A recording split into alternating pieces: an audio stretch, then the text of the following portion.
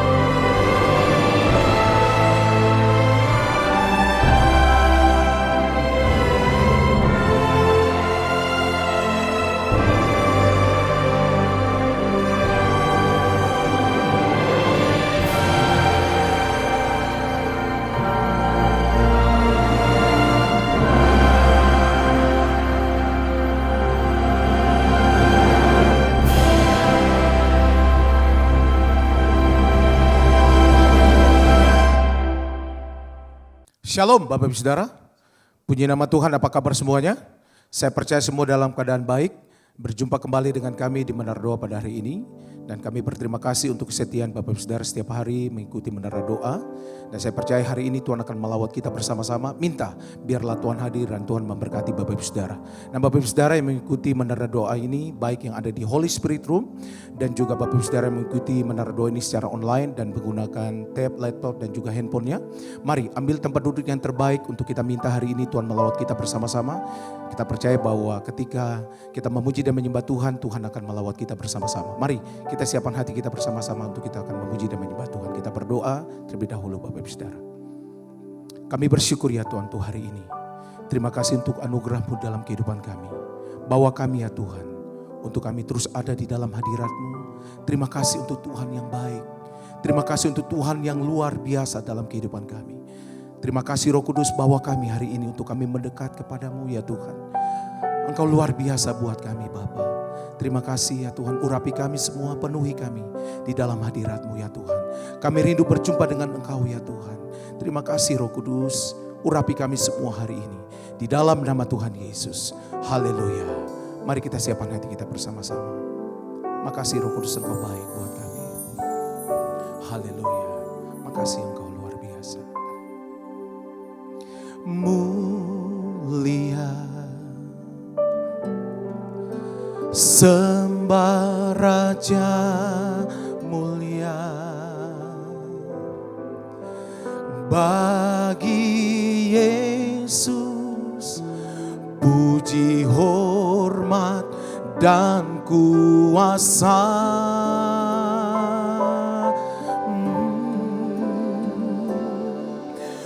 Mulia, agung kerajaannya,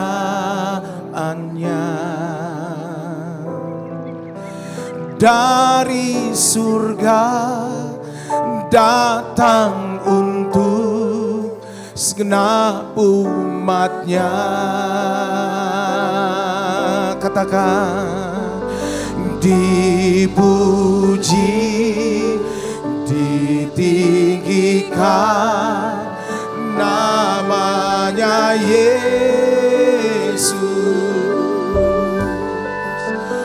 Hormat dan muliakanlah Yesus. Yesus Raja.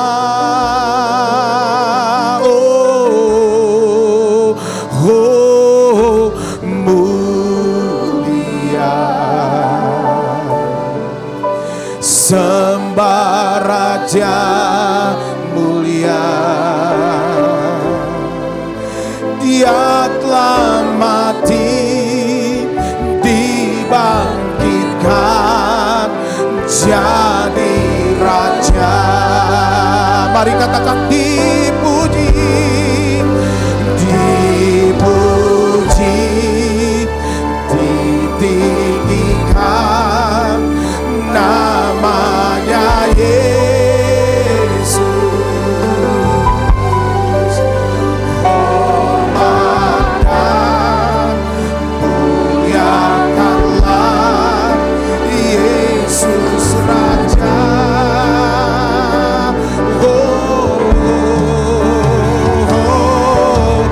Mulia. Sembah Raja mulia. Dia telah mati, dibangkitkan jadi Raja. Mari bersama-sama katakan mulia. Sembah Raja mulia. Bagi Yesus puji, hormat, dan kuasa.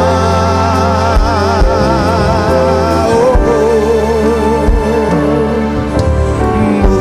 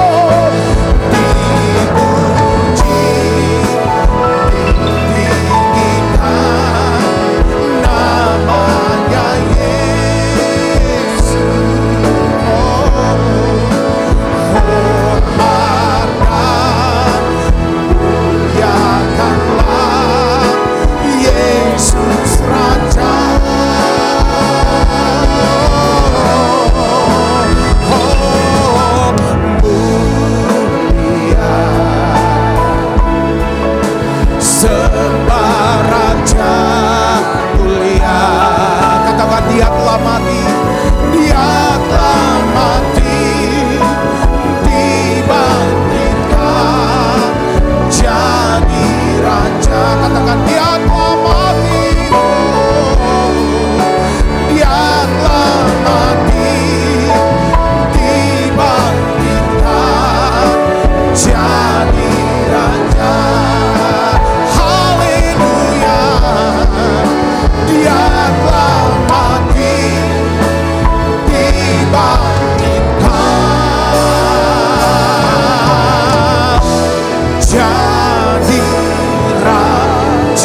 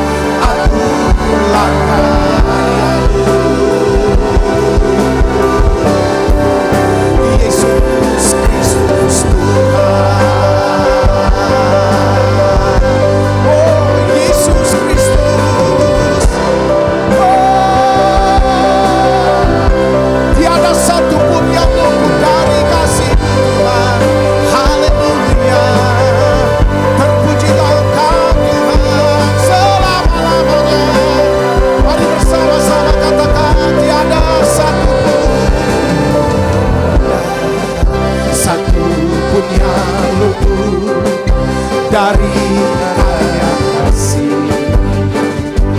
yang mulia. Bagimu segala pujian, hormat, kemuliaan. Sekali lagi katakan tiada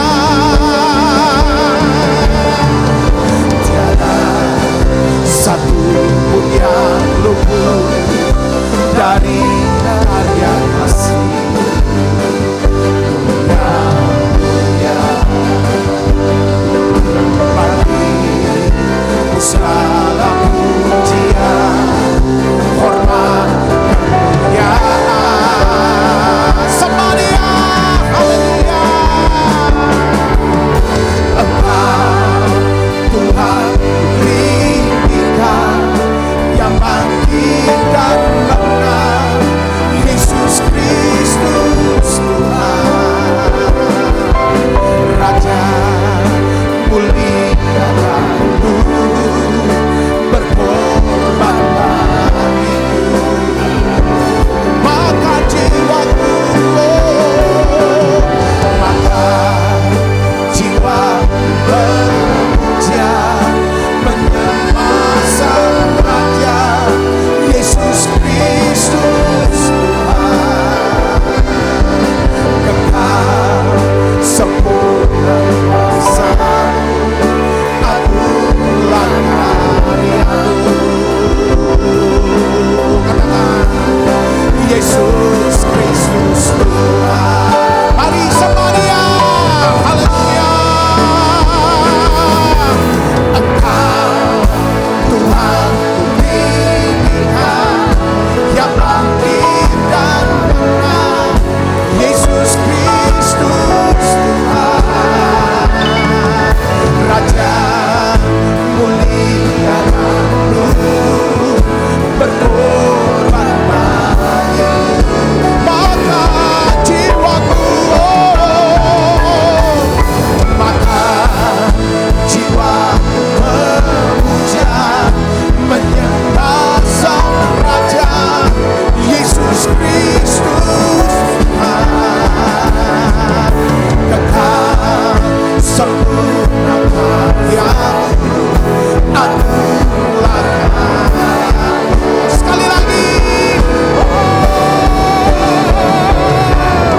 Engkau Tuhan tinggikan, yang bangkit dan menang, Yesus Kristus Tuhan, Raja mulia lalu berkorban bagiku. Maka jiwaku, maka jiwa memuja, menyembah Sang Raja, Yesus Kristus Tuhan, kekal sempurna kuasa-Mu, aturlah karya-Mu. Yesus Kristus Tuhan.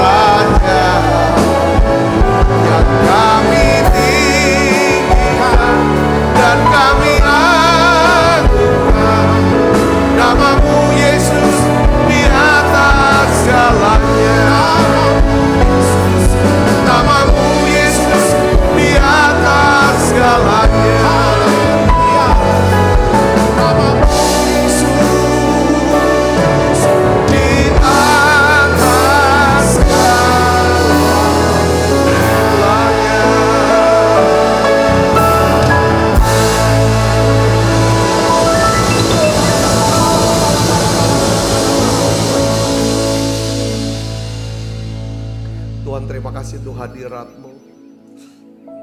Di masa ya Tuhan, pasca ini Tuhan, satu kerinduan kami ingin mengenang akan kasih-Mu, akan pengorbanan-Mu, akan penderitaan-Mu.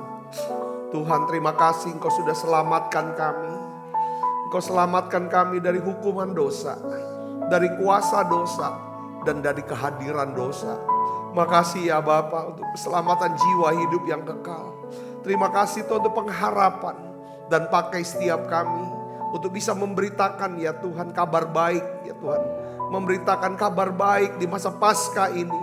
Kami ingin melihat orang-orang yang kami kasihi semuanya bertobat, percaya pada Yesus, diselamatkan. Terima kasih Tuhan, tolong kami Tuhan. Biarlah Engkau jawab doa kami untuk keselamatan keluarga kami. Ya Tuhan, orang-orang yang kami kasihi, bahkan banyak orang ya Tuhan. Kami berdoa Tuhan untuk keluarga-keluarga, biar semuanya diselamatkan ya Tuhan. Kami berdoa ya Tuhan, kami percaya mujizat masih ada. Terima kasih Tuhan, terima kasih. Kami akan melihat pada masa-masa Paskah ini, seluruh orang-orang yang kami kasihi akan menyerahkan diri untuk menjadi orang percaya. Terima kasih Tuhan, terima kasih. Terima kasih urapi hamba-Mu untuk dapat menyampaikan pesan firman-Mu dengan bahasa yang sederhana dan mudah dimengerti. Dalam nama Yesus kami berdoa, haleluya, amin. Silakan duduk kembali Ibu Bapak. Shalom saudara, dalam beberapa hari ke depan ya, dalam minggu inilah saya ingin bagikan tentang Paskah, tentang kebangkitan Yesus ya saudara. Nah hari ini judulnya adalah kebangkitan Yesus membawa pengharapan ya. Ya kita bahas tentang kuasa atas dosa dan kuasa atas maut saudaraku yang spiritus. Nah saya ingin kasih gambaran dulu saudara, ini cerita tentang tentang Yesus ya. Bahwa ya kan ketika Tuhan Yesus disalibkan itu tahunnya 33 Masehi ya saudara ya. Ya 33 Masehi. Nah itu pengikut Yesus tuh cuma ada 120 orang yang setia berkumpul di loteng atas kota Yerusalem. Ya dari 120 orang itu yang kumpul. Nah sekarang saudaraku ya 2000 tahun kemudian jumlah pengikut Yesus itu berlipat kali ganda menjadi 2,3 miliar. Saudara di seluruh dunia perkembangan kekristenan ini sangat pesat. Sedangkan penduduk dunia tadi saya sudah cek saudaraku ya kan per tanggal 8 Februari 2023 penduduk dunia itu 8 miliar 5 juta 176 ribu orang. Jadi saudaraku kita lihat di sini artinya apa? 1 dari 3 orang ya kan di muka bumi ini mereka akan berkata saya adalah pengikut Yesus. Katakan amin. Yang berikutnya yang saya mau sampaikan adalah begini. Sejauh ini saudaraku yang Yesus, gereja Tuhan Yesus Kristus adalah organisasi terbesar di muka bumi ini. Tidak ada organisasi manapun yang mendekati ukuran sebesar daripada gereja Tuhan Yesus di muka bumi ini yang berjumlah 2,3 miliar orang. Saudara, gereja Tuhan Yesus ya, itu jauh lebih besar daripada penduduk China. Ya. Gereja Tuhan Yesus jauh lebih besar daripada gabungan ya kan China dan Eropa. Bahkan kalau kita gabung lagi saudara, penduduk Amerika, penduduk China dan penduduk Eropa, saudaraku, ya kan? Maka jemaat atau gereja daripada pengikut Yesus masih jauh lebih besar dari gabungan 3 negara ini. Nah, sekarang saudaraku, ya kan? Jadi tidak ada yang lebih besar daripada gereja Tuhan di muka bumi ini. Sekarang pertanyaannya begini, bagaimana kok ini bisa terjadi? Dari mulai 12 orang nelayan miskin yang dipilih untuk ngikut, saudara, berlipat kali ganda menjadi 1/3. Saudara Yesus daripada penduduk dunia ini. Gimana kok ini bisa perkembangan begitu cepat? Ya kan, kekristenan menyebar begitu cepat. Bahkan hari-hari ini saya lihat saudaraku, ya kan, pelipat gandaan orang-orang yang percaya begitu luar biasa. Dengan teknologi dan lain sebagainya. Kata kuncinya apa saudaraku? Saya melihat karena apa? Karena kebangkitan Yesus Kristus. Katakan amin. Jadi kebangkitan Kristus atau kuasa kebangkitan Yesus ini mengubah daripada segala sesuatu. Ya kan? Kuasa kebangkitan Yesus Kristus ini adalah kebangkitan Yesus merupakan peristiwa paling penting dalam sejarah. Karena ini titik penting dalam sejarah saudaraku. Karena kebangkitan Yesus ini yang membagi saudaraku. Ya kan? Masa dimana sebelum Masehi dan sesudah Masehi. Bahkan kelahiran saudara, ya kan, itu dihitung berdasarkan hari, bulan, tahun sejak kebangkitan Yesus. Jadi sejarah dunia, makanya bahasa Inggrisnya history. His-nya itu kata his itu Tuhan, Yesus sebenarnya. Story itu adalah ya cerita tentang cerita Tuhan, sejarah itu saudaraku. Jadi penentu sejarah ini adalah Yesus. Saya merinding ngomong begini saudara. Ini hal luar biasa. Karena kebangkitan. Kebangkitan mengubah semuanya saudaraku. Wah itu baik di dunia maupun di alam-alam yang gak kelihatan. Nah sekarang saya ingin jelaskan kepada saudara. Ini sebagai kita perlu ada pengertian, pengetahuan ya. Ya kan. Begini. Apa beda yang namanya kebangkitan atau resurrection. Ya kan. Bahasa Inggrisnya resurrection ya. Kebangkitan, ya kan? Dengan yang ada istilah tuh di dalam bahasa Inggris lebih tepat ya, resuscitation. Bahasa Indonesia diterima resusitasi. Apa bedanya? Nah kalau kita dalam istilah medis tuh ada istilah yang namanya CPR, saudara, cardiopulmonary resuscitation. Itu namanya yang pertolongan pertama kalau orang berhenti detak jantungnya. Nah sekarang saya ingin jelaskan tentang yang resusitasi. Bahasa Indonesia aja diterjemahkan resusitasi. Itu adalah orang-orang yang pernah mengalami kolaps. Atau koma. Atau jantungnya berhenti berdetak.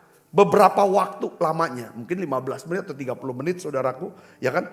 Lalu mereka sadar kembali. Itu yang namanya resusitasi. Saudaraku. Dan beberapa di antara mereka yang mengalami itu sebenarnya mengalami kematian untuk sementara. Itu namanya resusitasi. Saudara, itu mungkin ada yang pergi ke sorga. Saudara lalu dia lihat dan lain sebagainya, pulang balik lagi. Dia tulis buku cerita tentang kesaksian mereka. Itu namanya resuscitation. Jadi pernah berhenti jantungnya berdetak seolah-olah mati tapi hidup kembali. Apa bedanya dengan resurrection atau kebangkitan yang kita mau bahas ini? Ya kan, resurrection atau kebangkitan Yesus ini adalah kebangkitan di mana saudara perhatikan, ya kan? Ya kan? Saudara kita tuh udah mati. Lalu kita dikuburkan. Pada hari ketiga, saudaraku, orang lalu dikubur udah 3 hari. Saudaraku, ya kan? Benar-benar mati bener. Lalu dia hidup kembali tapi tidak pakai lagi tubuh yang lama. Pakai tubuh yang baru. Ini yang namanya kebangkitan tubuh. Nah, kebangkitan tubuh ini hanya terjadi, saudara, pada Tuhan Yesus Kristus, tidak ada orang lain. Kita cerita tentang Henokh, dia tidak mengalami kebangkitan. Tapi dia langsung kenaikan. Kita bicara tentang orang bilang Elia langsung naik ke sorga. Tetapi saudara ini tentang kebangkitan. Kenapa kok penting? Mati langsung bangkit. Saudara saya ingin jelaskan. Saudara ini hal yang luar biasa. Makanya cuma satu-satunya Yesus. Ya kan? Yang mengalami kebangkitan. Lahir, hidup, mati, dikubur. Lalu bangkit. Bangkit itu bukan dengan tubuh yang lama. Saudara orang pernah mati masih pakai tubuh yang lama dia. Saudaraku. Tapi ini Yesus enggak. Banyak orang ngaku dirinya adalah Tuhan. Wah dalam sejarah ngaku Tuhan, minta disembah segala macam. Tapi dia mati gak pernah hidup lagi. Kebangkitan Yesus menyatakan bahwa dia memang Tuhan. Ya kan saudara, lewat kebangkitan dengan tubuh yang baru. Saudaraku, dia menyatakan dirinya sebagai dia adalah Tuhan. Katakan amin saudara. Nah di dalam 1 Korintus 15 ayat 20. Ya, itu dijelaskan bahwa ya kan Alkitab mengatakan Kristus itu yang pertama, yang sulung. Ya kan? Dari antara orang-orang yang bangkit dari kematian. Katakan amin saudara. Tetapi yang benar ialah Kristus telah dibangkitkan dari antara orang mati sebagai yang sulung dari orang-orang yang telah meninggal dunia. Saudaraku Yesus Kristus. Jadi kebangkitan Tuhan Yesus ini mengubah sejarah dunia. Itu mengubah saudara kehidupan orang, pandangan orang. Saudara bisa bayangkan gak seandainya gini. Saya mau ngomong gini. Seandainya saudara itu adalah seorang prajurit Romawi. Yang melihat langsung dengan mata kepala saudara sendiri. Tubuh Yesus yang hancur, yang terkulai, mati, tergantung di salib. Saudara yang salipin, saudara yang paku, saudara lihat tubuhnya itu hancur. Saudara lihat dia bicara di atas kayu salib, lalu dia mati. Saudaraku, saudara yang bantuin turunin mayatnya Yesus yang digendong oleh Yusuf Arimatea dan Nikodemus. Saudara bayangkan, saudara yang saksikan Yesus itu dikubur dan saudara yang jaga kuburannya. Tiba-tiba saudara beberapa hari kemudian Yesus menyapa saudara di jalanan Yerusalem. Komandan. Dengan tubuh yang saudara kan tubuhnya hancur. Matanya hancur, semuanya hancur. Tapi dengan tubuh yang kemuliaan yang segar, yang luar biasa. Bagaimana perasaan saudara kalau ketemu Yesus nyapa saudara di jalanan di Yerusalem? Saudara pasti bingung, heran. Lah ini kan yang mati kemarin. Saya yang paku dia. Saya yang tusuk dia. Lah sekarang kok ada. Nyapa saya lagi, kenal lagi nama saya. Pasti kita takut setengah mati. Mungkin. Dan itu pasti pengalaman yang gak pernah bisa dilupakan. Dan Yesus saudara tuh jalan 40 hari di kota Yerusalem. Tunjukin semua orang kenal Yesus. Sebelum dia mati, saudaraku. Sampai dia bangkit semua tahu siapa Yesus. Ini yang menyebabkan, saudaraku, hanya dalam tempo beberapa minggu, seluruh penduduk kota Yerusalem menjadi percaya kepada Yesus. Karena apa? Kuasa kebangkitan. Katakan amin. Pandangan orang, saudaraku, tentang adanya kehidupan yang jauh lebih baik, yang jauh lebih mulia. Ya kan, setelah kematian orang mulai terbuka pikiran, oh ada kematian. Saudara bayangin, murid-murid saudara ketika Yesus disalib, mungkin besok saya akan jelaskan saudaraku tentang bagaimana peristiwa, ya kan, bagaimana kuasa kebangkitan itu bisa membereskan, bisa memulihkan, saudaraku, kehidupan yang sudah kacau, hancur, berantakan. Ini bicara tentang hari Jumat, hari Sabtu, dan hari Minggu. Dalam hari ke depan besok kita bahas. Tapi saya hari ini mau kasih gambaran tentang ini peristiwa Paskah. Ini dahsyat, benar-benar luar biasa. Katakan amin saudara. Ya ini memang mengubah. Saudara bayangin, semuanya lihat.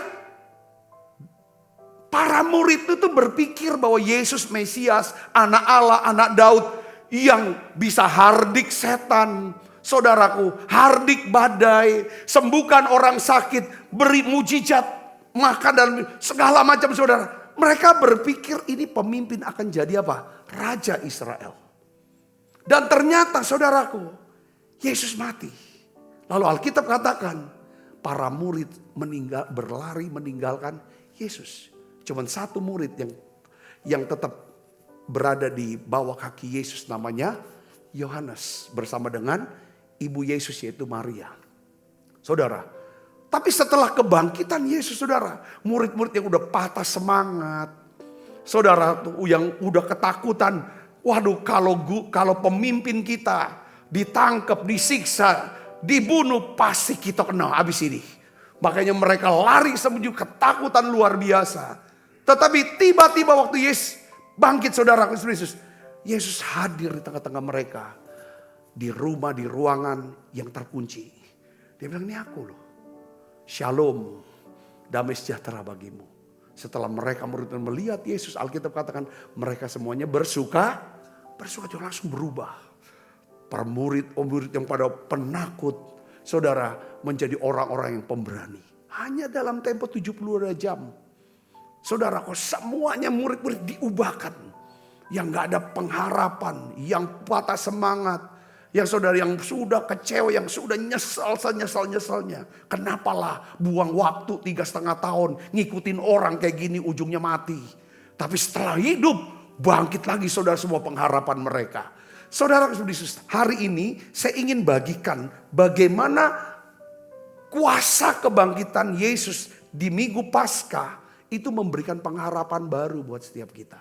Ini dalam hari ini, besok, sampai Jumat, sampai hari Minggu saya akan bahas tentang ini. Saudaraku, saya siapkan bahan, saya belajar saudaraku untuk hal ini.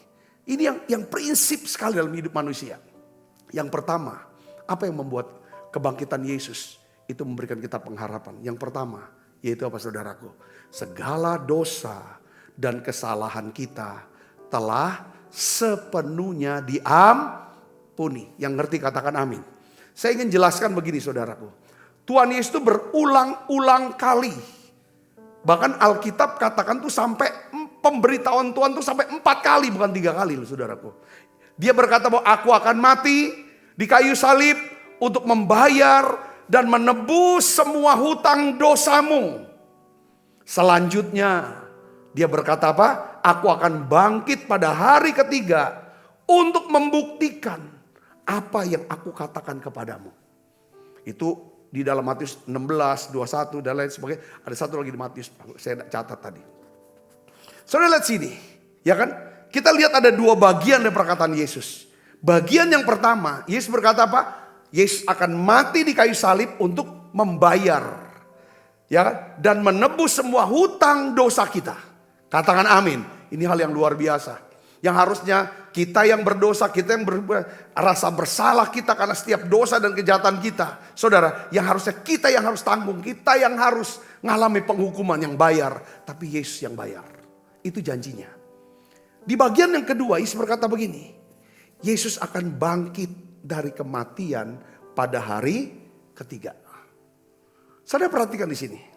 Jika perkataan Yesus yang di bagian kedua tidak terjadi. Maksudnya apa?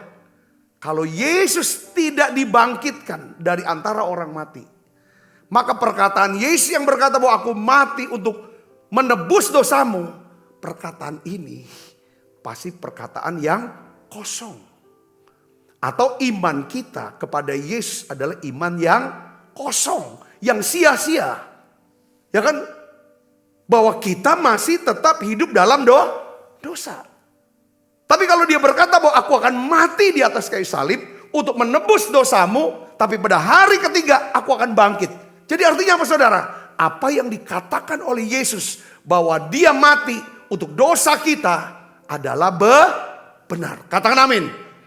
Kebangkitannya itu menyatakan, membuktikan apa yang diucapkan. Bahwa barang siapa yang percaya pada Yesus tidak binasa, melainkan beroleh hidup yang kekal. Itu adalah benar. Karena dia berkata bahwa satu kalimat ini saudara. Aku akan mati untuk menebus dosamu di atas kayu salib. Dan aku akan bangkit pada hari yang ketiga. Kalau dia tidak bangkit, maka bagian pertama dari kalimat ini adalah kosong. Tidak benar. Tapi kenyataannya adalah Yesus bangkit. Jadi apa yang diucapkan ini adalah benar. Yang mengerti katakan amin. Kalau saudara ngerti kebenaran ini, percaya saudara, maka kenapa Tuhan harus mati? Saudara, untuk menebus dosa kita. Karena Tuhan tidak ingin setiap kita hidup dengan rasa bersalah. Rasa bersalah. Rasa malu. Rasa tertuduh, terhukum terus. Tuhan tidak mau itu. Karena ini akan menguras energi kita. Merampas sukacita kita. Yang ngerti katakan amin. Yang ngerti katakan amin. Ya, saudaraku Yesus, ya kan? Paulus menjelaskan tentang pengharapan, tentang kebangkitan Yesus, bahwa segala dosa dan kesalahan kita sepenuhnya telah diampuni. Ini akan membebaskan kita dari rasa bersalah. Sudah diampuni, udah nggak lagi bebas dong rasa bersalah, rasa tertuduh. Saudara, Efesus 1 ayat 7 kita baca sama-sama. 1, 2, 3. Sebab di dalam Dia dan oleh darahnya kita beroleh penebusan, yaitu pengampunan dosa menurut kekayaan kasih karunia-Nya. Di dalam Dia dan oleh darahnya kita beroleh penebusan, yaitu apa? Pengampunan dosa menurut kekayaan kasih karunia-Nya. Kita semua tidak ada yang sempurna. Kita semua ya kan bercacat celak. Kita penuh dengan dosa dan kesalahan. Ya, kita semua hidup dibebani dengan rasa malu, rasa bersalah. Nah, sekali lagi saya mau katakan, tetapi Tuhan tidak ingin kita hidup dibebani oleh rasa malu, rasa bersalah sepanjang sisa hidup kita. Katakan amin. Yesus mati di salib untuk membebaskan kita dari beban rasa bersalah dan rasa malu itu. Amin saudaraku. Nah, saya ingin bagikan begini saudaraku. Ya. Jadi kalau kita lihat ini Alkitab nih keren banget. Ya. Kematian dan kebangkitan Yesus di hari Paskah. Ya kan? Kalau kita lihat secara kacamata teologi ya tentang keselamatan, ini bicara tentang apa? Justification. Justification. Pada hari Paskah, saudara, ya kan, kematian Yesus dan kebangkitan Yesus untuk apa saudara? Di sini dikatakan supaya kita bisa dibenarkan di hadapan Allah. Katakan amin saudara. Jadi dibenarkan dan dibebaskan dari hukuman dosa. Itu yang pertama. Paskah, perayaan Paskah sebenarnya kita dibenarkan lalu dibebaskan dari apa? Hukuman dosa. Makanya Roma 8 katakan demikian sekarang.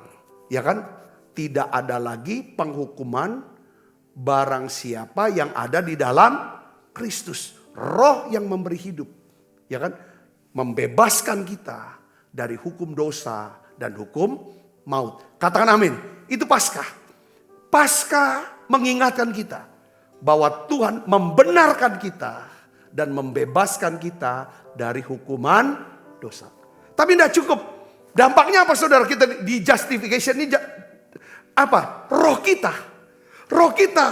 Saudara suka akan hadirat Allah. Roh kita suka akan dengar firman Allah. Karena roh kita sudah dihidupkan. Katakan amin saudara. Kita akan suka nyembah. Saudara, kita suka bisa bersekutu dengan Allah. Dan kita rasa, aduh luar biasa enaknya. Ya kan? Jadi roh kita yang disempurnakan. Sempurna sudah lewat Paskah. Tapi ada proses yang berikutnya setelah Paskah. Ada hari raya apa? Pentakosta. Pencurahan Roh Kudus. Ini bicara tentang apa? Apa peranan Roh Kudus? Inilah prosesnya yang kedua dari keselamatan kita. Saudara perayaan Paskah sudah dibenarkan. Tapi di mata tetangga kita masih ngomongnya masih ngelantur. Pagi tempe, sore tahu. Ya dak? Irinya masih, sombongnya masih kuat. Tapi sudah suka nyembah, suka firman, suka ibadah. Itu namanya dibebaskan dari hukuman dosa. Justification. Tetapi kelakuannya yang masih lama. Nah disitulah pentingnya peranan Roh Kudus. Ya kan? Itu namanya hari Pentakosta. Bicara tentang apa? Sanctification. Yang pertama, Paskah kita dibenarkan, dibebaskan dari hukuman dosa. Tetapi sanctification kita dikuduskan dan dibebaskan dari apa? Kuasa dosa. Ketika saudara penuh Roh Kudus, hidup dipimpin Roh Kudus, saudara meminta supaya Roh Kudus biarlah dalam diriku keluar karakter Kristus atau buah roh. Maka Tuhan mulai menguduskan kita, menyempurnakan kita. Dan kelakuan kita, sifat-sifat kita sudah mulai mirip-mirip dengan Yesus. Lembut, sabar. Karena apa? Roh Kudus yang menuntun kita untuk membukakan firman. Memampukan kita untuk ngerti firman, melakukan firman. Dan disitulah kita mulai dibebaskan dari kuasa dosa. Katakan amin. Kuasa dosa apa? Aku kok udah gak tertarik lagi untuk melakukan dosa dan kesalahan ini lagi. Tapi yang dosa ini masih belum. Roh Kudus kan tuntun lagi satu. Proses bertumbuh terus. Katakan amin. keras dulunya, sombongnya, serakannya, dan lain sebagainya. Itu karena mau dituntun oleh Roh Kudus, daripada dikuasai Roh Kudus, maka proses penyucian, pengudusan itu terjadi. Katakan amin. Itu masalah kepada jiwa kita yang dikuduskan. Saudaraku, tetapi ada hari raya yang ketiga, namanya apa? Hari raya Pondok Daun. Apa hari raya Pondok Daun? Itu bicara tentang kalau Pentakosta kan penuai, udah masa menuai, itu April biasanya kan, ada keluar buah-buah tapi belum banyak. Tapi nanti pada masa Pondok Daun, September, itu mereka panen besar. Panen besar, ini panen masih kecil-kecilan nih. Ini bicara tentang apa? Saudara, glorification. Artinya apa? Kita dibebaskan dari apa? Bukan dari hukuman, bukan cuma dari kuasa, tapi dari kehadiran dosa. Maksudnya kita nggak berdosa lagi. Kenapa? Karena kita sudah pakai tubuh kemuliaan. Perayaan Pondok Daun itu kapan terjadi? Ketika Yesus datang kedua kali untuk menjemput kita. Mungkin kita sudah ada di tanah, sudah dikubur. Maka terjadi kebangkitan seperti Allah membangkitkan Yesus pada hari ketiga. Maka Allah pun akan membangkitkan saudara dan saya dari kuburan itu. Dan kita pakai tubuh kemuliaan. Itulah yang namanya kita mengalami glorification. Dibebaskan dari kehadiran dosa. Inilah yang namanya keselamatan yang sempurna. Saudara bisa mengerti sini, katakan amin. Semua itu karena karya siapa? Yesus. Kematian dan kebangkitannya. Sekarang saya ingin ajak saudara untuk berpikir dan bertanya. Pertanyaan gini. Siapa yang membuat Yesus? Siapa yang membunuh Yesus? Siapa tersangkanya? Yang bisa kita salahkan. Kenapa kok Yesus mati disalib? Mungkin saudara jawab, Yudas Iskariot tuh. Bukan Yudas. Bukan Imam Kayafas, imam besar. Bukan Pilatus. Bukan orang Romawi. Bukan pemimpin agama. Bukan kerumunan orang Yahudi yang salibkan dia salib. Bukan. Saudara tahu gak jawabannya siapa? Yang menyebabkan Yesus mati salib? Dua. Ada dua orang, dua pihak. Pertama siapa? Allah sendiri yang membawa Yesus naik ke salib. Yang kedua siapa? Kita, saya dan saudara. Katakan amin. Yang menyalibkan Yesus Kristus pertama yaitu siapa? Allah sendiri. Kok Allah sih? Ya kan? Karena penyaliban Yesus itu adalah rencana Allah dari sejak awal mula dari segala sesuatu. Dari awal-awal. Saya pernah dengar satu khotbah daripada Kathryn Kuhlman yang juga dikutip lagi oleh Benny Hinn tentang awal mula sebelum adanya penciptaan manusia, ya kan, dan alam semesta ini. Jadi duduk, Bapak berkata, gimana kalau kita ciptakan manusia yang segambar dan serupa dengan kita? Tapi untuk supaya asik ciptaan ini, kita kasih dia pilihan. Untuk setia atau tidak setia. Pilihan bebas. Kehendak bebas. Dia supaya apa? Supaya kalau memang dia mau nyembah, mau taat. Ya kan, kita nerimanya tuh enak. Betul gak? Kalau gak ada pilihan untuk tidak taat, ya itu boneka. Ya robot, gak enak. Kita ciptakan yang seperti kita. Punya kehendak, punya pikiran, punya perasaan. Ada tubuh, ada jiwa, ada roh. Sama seperti kita. Yuk, mau gak? Siap, kata anak Yesus. Roh Kudus bilang, siap Bapak. Yang berkehendak semua ambil keputusan kan Bapak kan. Di rumah juga gitu dong. Anak mau jadi apa nih? Mau di ini kan. Bapak yang harus ambil dulu inisiatif. Bapak yang ambil inisiatif. Tapi Bapak ngomong kita gini. Tapi ciptaan kita ini yang kita mau ciptakan serupa dengan segala kita. Karena kita berikan dia kehendak bebas. Dia bisa berontak. Kalau dia berontak melawan kita, dia akan terbuang. Dia akan kehilangan kemuliaan Allah. Kemuliaan Allah itu artinya apa? Saudara, hadirat Allah, karakter Allah, dan kuasa Allah. Ya, God's glory itu apa? His presence, His power, His character.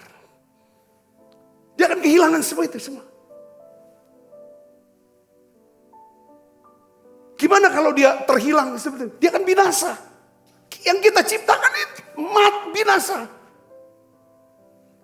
Jangan sampai dia binasa. Lalu Yesus angkat tangan. Kita tetap ciptakan enggak?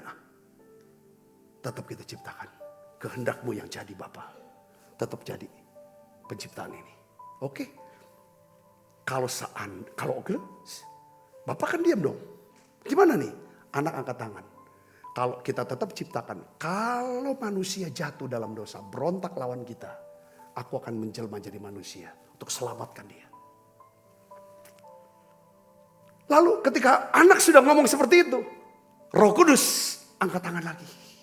Saya bicara, kalau Yesus menjelma jadi manusia, aku akan sertai dia.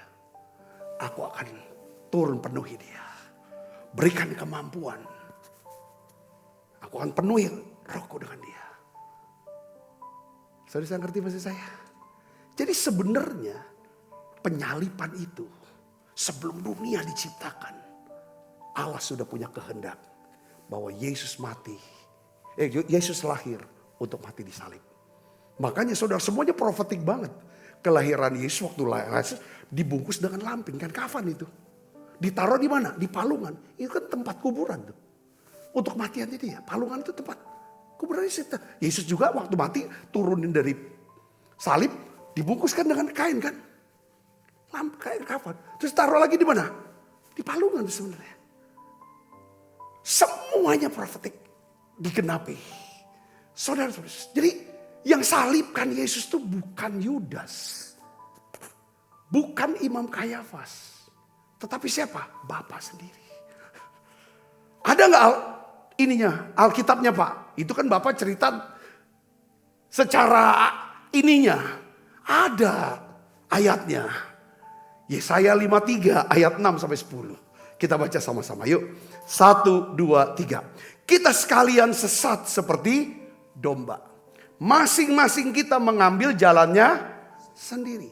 Jadi dosa itu mengambil jalan sendiri. Bukan ngambil jalan Tuhan. Tapi jalan sendiri. Saudaraku, waktu kita jalan sendiri baru ada perbuatan-perbuatan dosanya.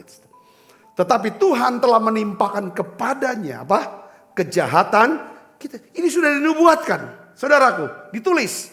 7, dia dianiaya. Ini kan sedang nubuatin Yesus nih. Tetapi dia membiarkan dirinya ditindas. Dan tidak membuka mulutnya. Seperti anak domba yang dibawa ke pembantaian. Seperti induk domba yang keluh di depan orang-orang yang menggunting bulunya. Ia tidak membuka mulut. Yesus sudah buka mulut. Waktu Pilatus, ya kan ngomong gini-gini, dia gak perlu ngomong. Saudaraku, ini semua digenapi.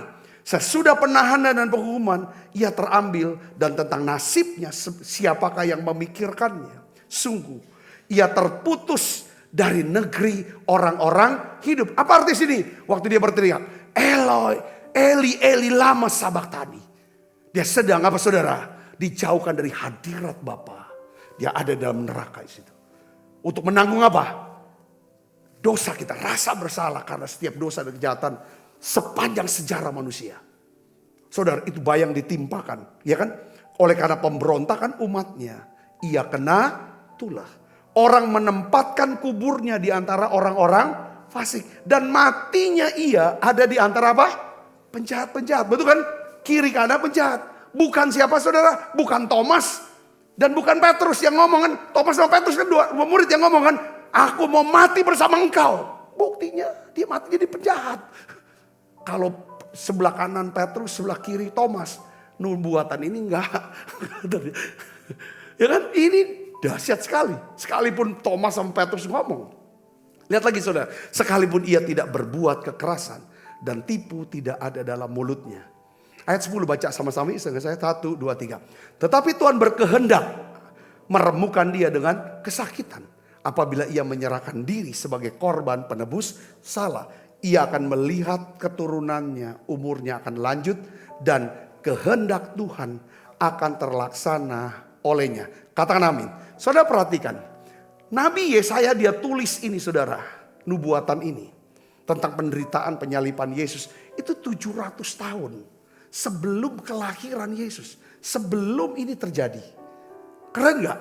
Dan nubuatan Nabi Yesaya itu digenapi oleh Yesus seluruhnya dengan sangat tepat dalam ketepatan.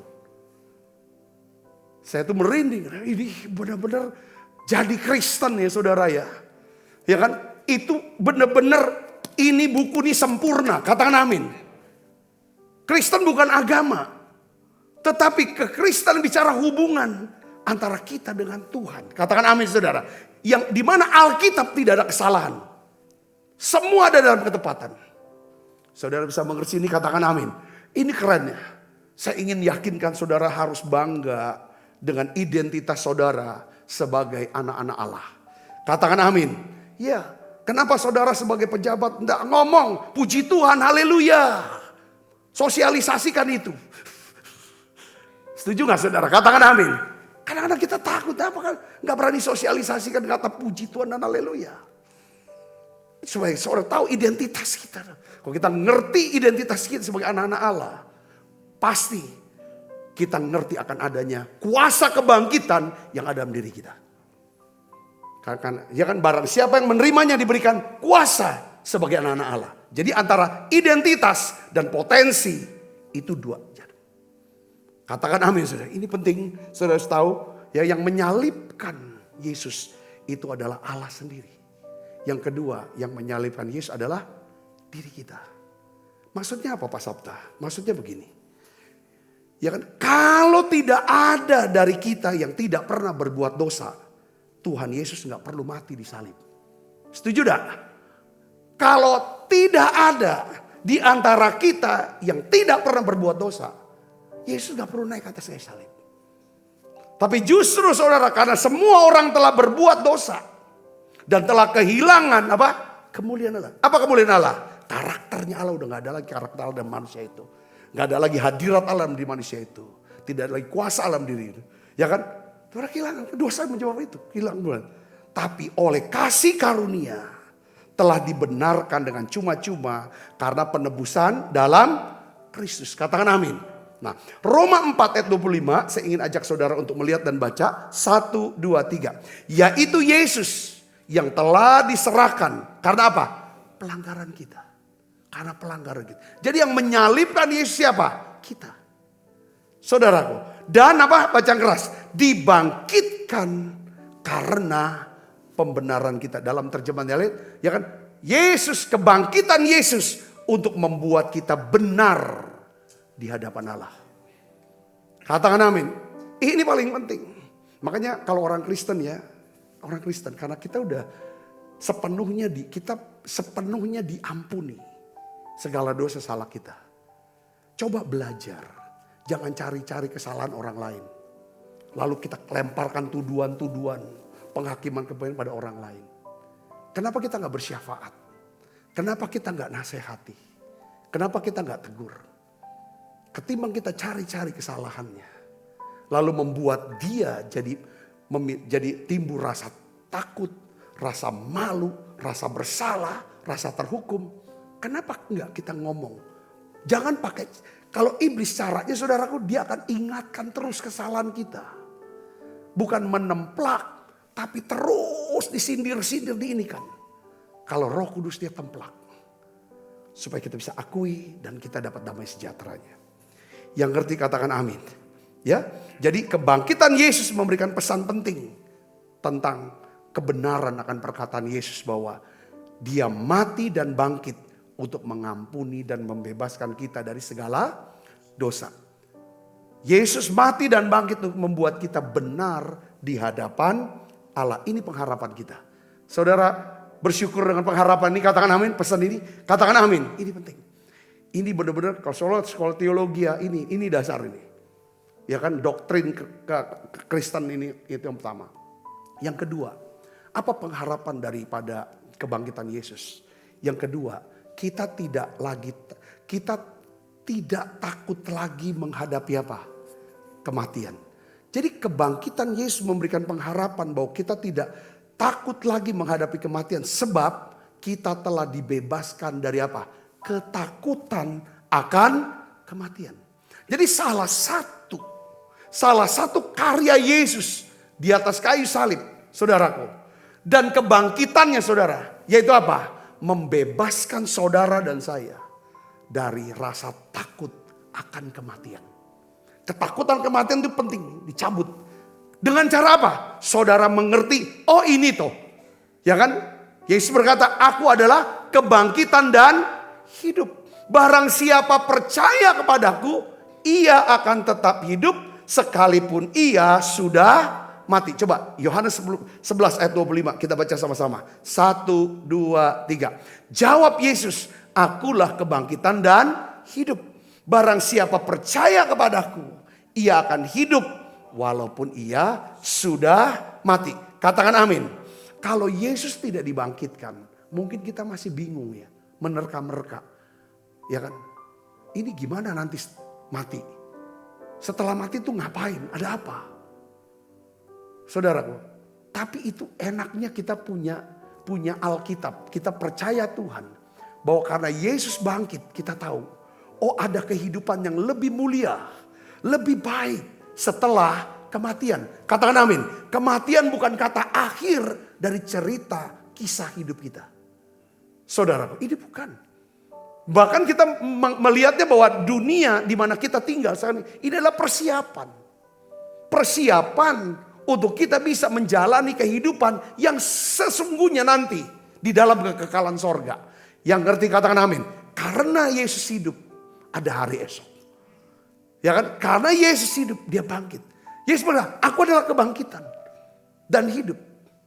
Barang siapa percaya padaku, percaya, mengenal, intim, dekat dengan aku, ia akan tetap hidup.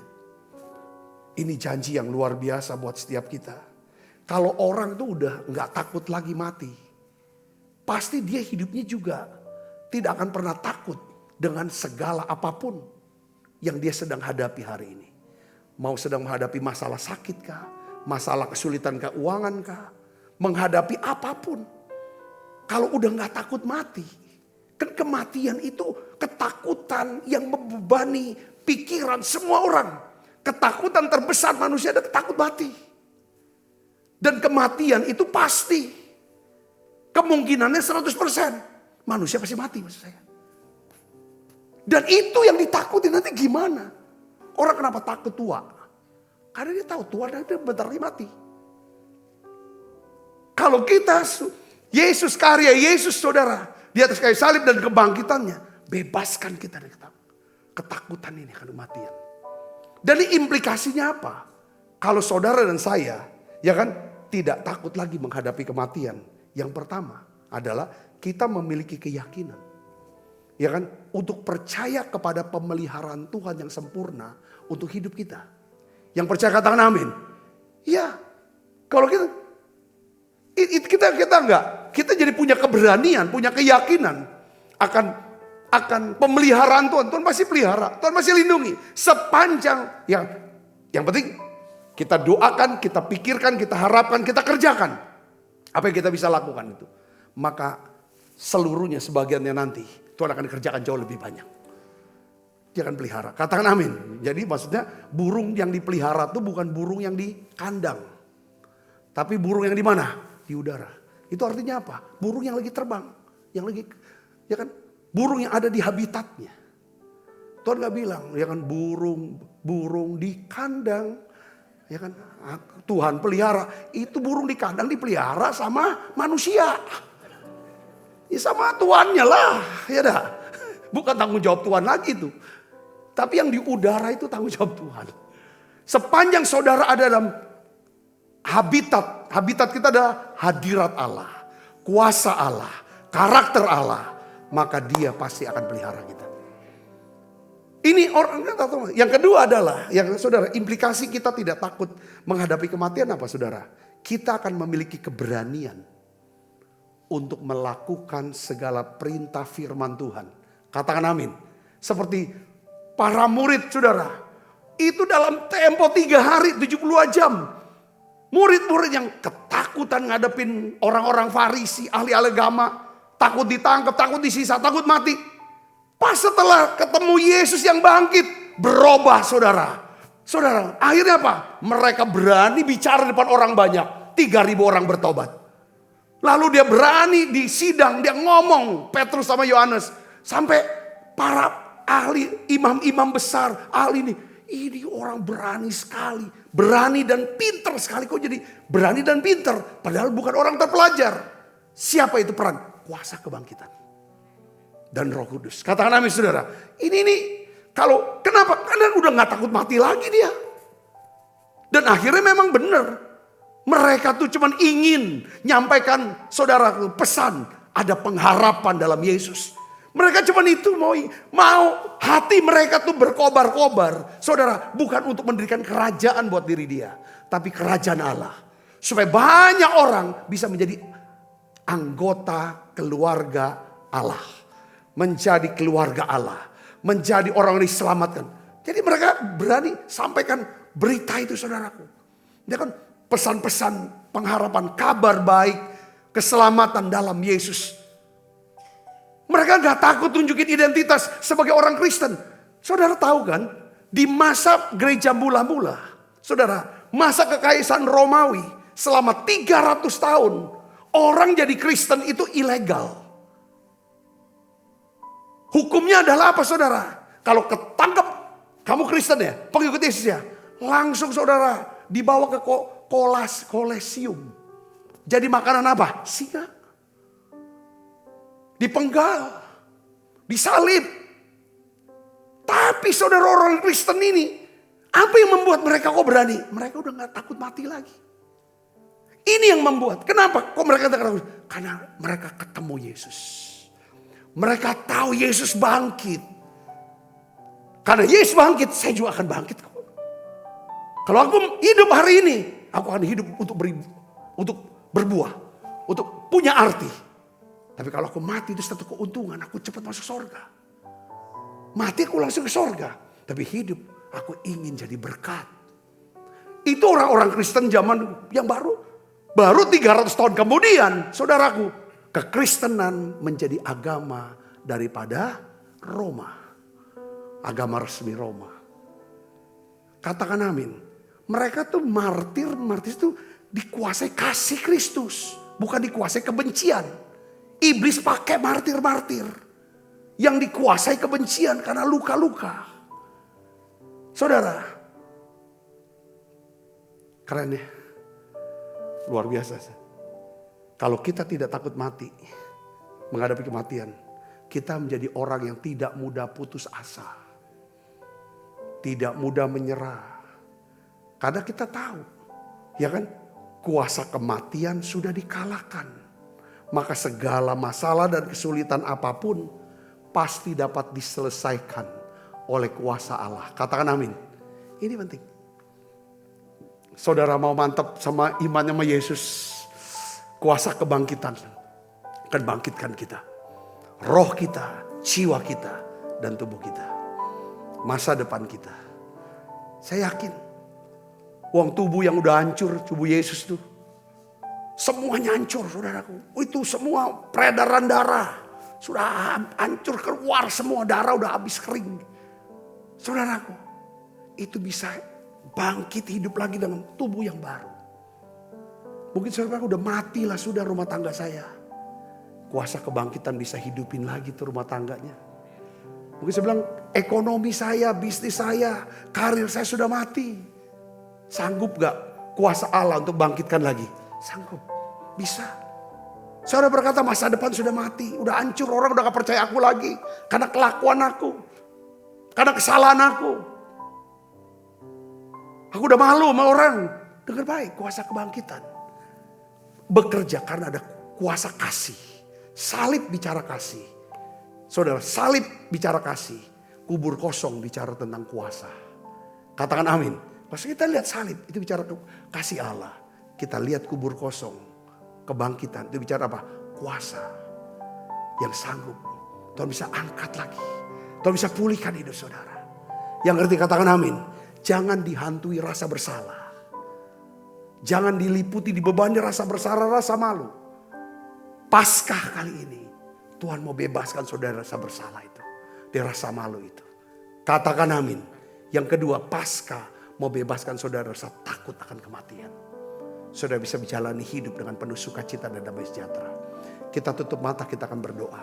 Bapa, aku bersyukur untuk pesan yang kuat di hari Paskah ini, masa Paskah. Urapi kami semua untuk makin percaya. Kami punya pengharapan bahwa kami sudah dibebaskan dari hukuman dosa. Dan biarlah kuasa Roh Kudus membebaskan kami dari kuasa dosa. Dan pada saatnya kelak, ketika Engkau datang kedua kali, ya Tuhan, maka Engkau akan memberikan kami tubuh kemuliaan. Sehingga kami dibebaskan dari kehadiran dosa. Terima kasih Tuhan, terima kasih. Terima kasih untuk Engkau bebaskan dari rasa bersalah, rasa malu. Terima kasih untuk kuasa darah-Mu, untuk kasih-Mu yang begitu besar dalam hidup kami. Makasih Tuhan. Kuasa kasih-Mu dan kuasa kebangkitan-Mu membebaskan kami dari rasa takut akan kematian. Makasih Tuhan, terima kasih. Sebab Yesus hidup, ada hari esok. Makasih banyak Bapa. Sebentar kami akan melakukan perjamuan kudus. Urapi kami. Dalam nama Yesus kami berdoa. Haleluya. Amin. Dalam Yesus ku percaya, ku dapat kemuliaan kuasa salibnya. Ku jadi pemenang dalam segala hal. Kekuatanku, pengharapanku dalam Yesus. Sebab apa yang telah kuteruskan kepadamu telah kuterima dari Tuhan, yaitu bahwa Tuhan Yesus pada malam waktu ia diserahkan mengambil roti, angkat roti. Dan sudah itu mengucap syukur atasnya, ia memecah-mecahkannya dan berkata, inilah tubuhku yang diserahkan bagi kamu. Perbuatlah ini menjadi peringatan anak-anak saudaraku. Bukankah roti tangan kita ada persaudaraan kita dengan tubuh Kristus? Mari kita makan dalam nama.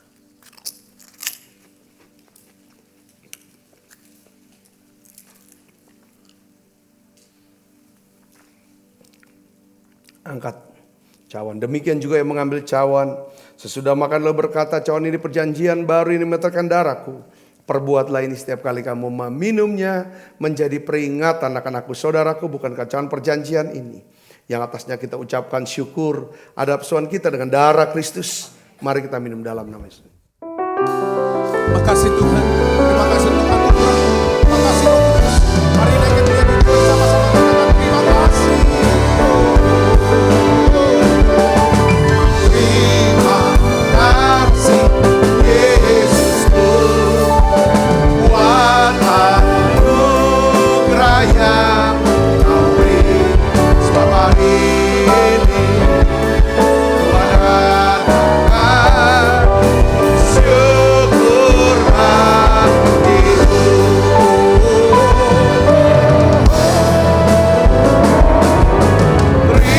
Terima kasih Yesusku, buat anugerah yang Kau beri. Sebab hari ini Tuhan akan syukur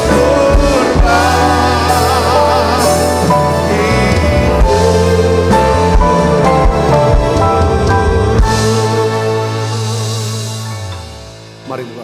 Kekasih Kristus, terimalah berkat yang berlimpah-limpah daripada Allah Bapa dalam anaknya yang tunggal Tuhan kita Yesus Kristus. Persekutuan yang manis para Roh Kudus menyertai saudara semua mulai saat ini sampai Yesus datang menjemput kita dalam permai dan sampai selama-lamanya. Semua kita percaya berkati sama-sama katakan amin. Tuhan berkati saudara semuanya.